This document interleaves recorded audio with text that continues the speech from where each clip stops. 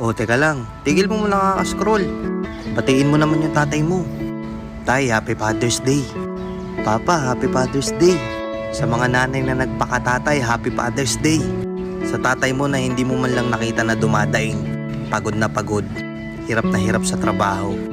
Yung dapat nakakainin niya ay bibigyan na lang sa inyo. Batiin mo naman yung tatay mo na grabe na yung sakripisyo na binigay niya para sa pamilya nyo.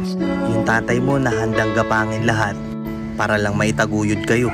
Alam ko minsan tayo bilang mga anak nagiging makulit tayo, nagiging pasaway. Minsan di tayo nakikinig o hindi tayo sumusunod sa kanila. Kahit na ang gusto lang naman talaga nila ay yung mapabuti tayo. Oo, mga tatay sila, mga matatag sila.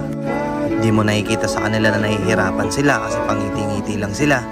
Pero may puso pa rin yan. Pakita nyo na na-appreciate nyo sila. Happy Father's Day po. Peace out.